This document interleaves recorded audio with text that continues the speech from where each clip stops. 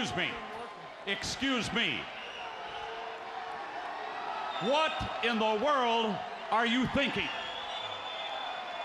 Mean Gene, the first thing you need to do is to tell these people to shut up if you want to hear what I gotta say. What up, y'all? It's KMB, the Sexy Ninja, in the place to be for Paper Saber Universe, and this is the New World Podcast, brother. Waffle, waffle, waffle. We're talking about NXT. February 20th, 2024. Vic Joseph, Byron Saxton on commentary. And we started off with the North American Championship. Obafemi versus Lexis King. Nah. I'm still waiting for Lexis King to show me something of why I should care. I think he is a good talent. I think he has great mic skills. But I'm waiting for the moment where I'm like, man, that guy. You know, that I'm just waiting for that moment for myself as a fan to be like, I need his shirts. I need his merch. I need action figures. I think it'll happen, though. But Obafemi got to retain the North American Championship, and we move on from there. Then we have JC Jane, Thea Hell, and Jasmine. What's her last name? Jasmine Nay? I don't know. Jasmine. I'm just going to call her Jasmine. They're all backstage. Thea says she blew her date with Riley on Valentine's Day and took JC's advice. And we're starting to slowly build some tension between JC and Thea. I knew it was coming because JC Jane sometimes cannot be trusted. Even though she tried so hard to get into Chase U. Well, not get into Chase U, but was embraced by Chase U after the big calendar thing, you know, saving Chase U and whatnot. But I think she found her new bestie, and that is this Jasmine character. We'll see what happens there. But Ariana Grace interrupts, and she's like, hey, and JC gets in her face. She's like, you know what, me and you, tonight. So that sets up a match. Lyra's backstage. She's like, hey, with Tatum Paxley, she's like, hey, if you do not interfere in this match, I will give you a surprise. And Tatum's like, oh, a surprise, okay. So she takes the surprise idea that Lyra puts, and she will not interfere in tonight's match, and it wouldn't matter anyway. So, sadly. Next up, we have the Wolf Dogs celebrating the big victory, being our new NXT Tag Team Champions. But, of course, being Tag Team Champions, they got a target on their back, right? They got a target on their back. And what that is Chase U, who comes out. Axiom and Nathan come out, and they're like, hey, Chase U's like, we were told we can get an opportunity and a chance at a championship, from the family, the previous champions. And the Wolf Dogs are like, let's bring it on. But my favorite part of this is, I love the banter between Baron Corbin and Braun Breaker. I love the back and forth. I love how they compliment each other, but they also like get under each other's nerves. They're assholes. They're assholes. So, but that and then Baron's like, yeah, I did the End of Days, and then Braun's like, well, I did the Spear of Days. I thought it was a nice little spot, but Ava interrupts. And she's like, hey, all this chaos is going on. Chase U, Axiom, Nathan, Wolf Dogs, they're all in the ring. She says, you know what? Chase U and Axiom and Nathan, you guys are going to face each other tonight to see who's the number one contender for those tag team championships. And it's going to happen later on. Roxanne's backstage. She's cutting a promo. She's got a big match next against Ren Sinclair. And she's crazy. She's got that fire in her eyes. And I'm just like, can we just move her up to the main roster yet? Can we just do that? Because I feel like she's done everything she could in NXT, and I think the next step is the main roster. Or unless we're going to wait until after WrestleMania or something. But Roxanne Perez goes against Ren Sinclair, and she wins. Pretty quick match. And she's crazy. She's got that look in her eyes. She's like, I'm not to be fucked with. Metaphor's backstage, because Lash has a big match tonight, and no quarter catch crew. I don't know how their hand gesture thing works, but their symbol or whatever. But they said, hey, Noam Dar is going to go against one of them next week for the Heritage Cup. And I love Noam Dar in this. He's like, I got to face all four of them. I got to get ready for all four of them. How is this fair? And next up, a match that I was very interested in. Josh Briggs versus Brooks Jensen. And it was good. Josh got a little bleeding in his mouth and stuff like that. But it was a hard-hitting match, what I expected from these two. And I expected Josh to win. I don't see them doing anything with Brooks Jensen anytime in the future. So, Josh Briggs, I already know he's getting the push. They see more in him than they do Brooks. Now I think it's time for Brooks Jensen to go back to the drawing boards and redevelop his character, get rid of the mustache, maybe do something different, go in a different direction with the character instead of being the cowboy-esque, beat your ass type figure. Like, he just needs to go back to the drawing boards and see what he can do. Josh Briggs is fine how Josh Briggs is. So we're going to see what they do with him. And backstage, we got Joe Gacy and Dijak. Joe Gacy in the straight jacket. He's locked up. Dijak has him. And I don't know the lawyer character guy's name. Dijak said it, and I'm like, who? And I should have done my research, but I didn't care. I was just like, okay, I want to see more. Dijak and Joe Gacy, they got this weird little Batman Joker thing going on, and Joe Gacy puts his face against the thing, goes onto the mirror, and he uses his nose to make a smiley face, and I was like, that's dope.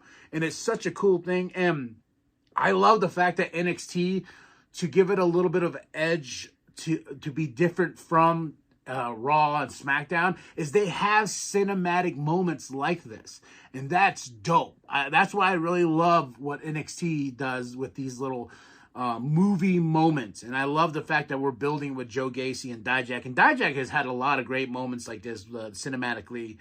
Mello, he's at the chop shop, the chop shop that's been around for a while, him and Trick, and he goes on, he cuts a promo, he says, man, hey, I don't understand why you thought you could be number one. You could be number two, you could be number three, number four. But, when we call ourselves Trick Mello Game, I amused myself because I was like, yeah, your name came before mine, but that's fine. Because why? I'm Carmelo Hayes. I'm number one in this business. Like, you were just along for the ride, and it was kind of sad that you wanted to take my spot. Calls out Ilya Dragunov, and we'll see what happens from there, right? Right. Ariana Grace versus JC Jane. With Thea and Jasmine, JC doing her thing, JC being JC and winning the JC way. She beats Ariana Grace. Thea's not really liking that well, but JC and Jasmine are like, hey, we won. But Thea doesn't like it. She's like, what's going on between these two? Like, where's my best friend going? And I think later on, as we grow this relationship between JC and Jasmine, like, JC's going to push Thea away and be like, hey, either you go your own way and I can take her under my wing, or we're going to fight. And it's going to be bad. The family at the restaurant, they're there. They're like, hey, Rizzo and him, he's like, what are we going to do? And the Don is like, hey, we don't need the tag team championships. We're going in a new direction. I'm going to actually lead this family into something different, a different promised land for the family. And what does that mean, though? So he really just declares like, yo, we're not going after the tag team championships. We're going in a new direction. Well, what does that mean? Even when we cut the Vic Joseph, he's like, what does that mean? And I'm very curious, and I'm willing to be like, okay, well, the next direction is the main roster, right? Like, that's got to be where I'm thinking we're going. Like, the family's going to finally move on to the main roster, but we'll see. We'll see how that goes. Ridge Holland is with Sarah. Really don't care. Number one contendership for the championship. And it's not to say I don't care about Ridge Holland. He fought Gallus. He's had his moment and all this other stuff. But it's just like, number one contendership for the tag team championships with Axiom, Nathan Frazier versus Chase U.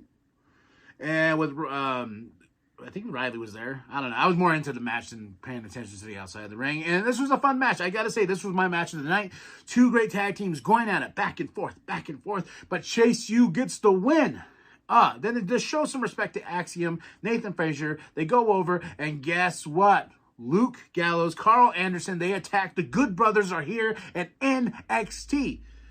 I saw a lot of people like, what the fuck? Why? Well, I was like, they weren't doing anything with them on the main roster.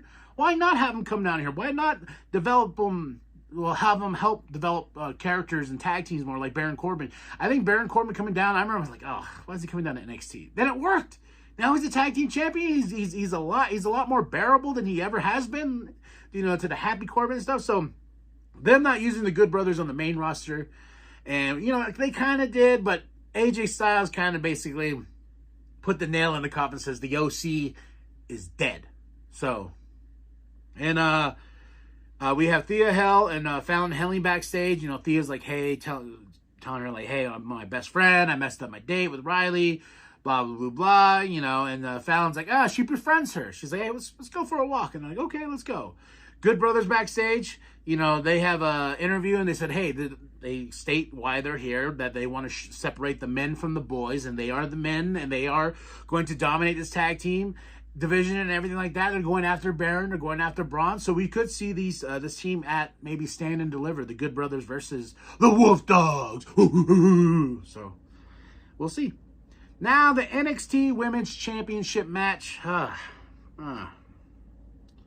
was really like, I was so excited for this match because I was like, I like Shotzi. I think Shotzi is a really cool character. And injuries suck. And I don't think this was a shoot. I think this was a legitimate injury because Lyra and her, they're on the outside of the ring. Shotzi comes down. As soon as she comes down, she automatically drops, grabs the knee. We go to commercial break, and it was like, oh God, no. And then they got the doctors. You can see in the picture-in-picture part of this. And Shotzi goes down, and they take her out. Then Ava comes out. We have like 3 minutes probably left of the show. And Ava's like, hey, we promised you an NXT Women's Championship match, and that's what we'll do. We'll do an open challenge, whoever comes out first. And for me, I knew there wasn't enough time because this all happened on the fly. For me, I would have liked if like the whole women's locker room like came out at once and just started like climbing on top of each other to go and face Lyra for that championship. I thought that would have been funny, but no, we got Lash, legend. She comes out, and we have the match with Lyra and Lash, and Lyra gets the victory. Then they're explaining on commentary that she's so strong, she's so happy to be our champion, and we are. But I just feel so bad for Shotzi. But overall, a lot of stuff going on tonight. I gotta say, my favorite match was Axiom, Nathan Frazier versus Chase U. I'm interested to see where the Good Brothers stuff goes. The family, I'm very like, what new direction are we going? And the Wolf Dogs, of course. And overall, I gotta say, decent show for what it was, besides the main event, and that's injury. And they said it's her left knee and everything, so hopefully get better, Shotzi. I hope it's not serious. I hope it's something that can get, healed up real quick, because I want to see you back in the ring. But that's it. That's all. I give this show, honestly, 3 out of 5. There's a lot of good stuff, but this is NXT, February 20th, 2024. Vic Joseph, Byron Saxton on commentary, and our next big show is Roadblock. Well, the next big show is Elimination Chamber, but still, the next show for NXT is Roadblock. And I gotta say real quick, I've been enjoying my ride with NXT since I got on last year. I think I started like religiously watching it before Stand and Deliver.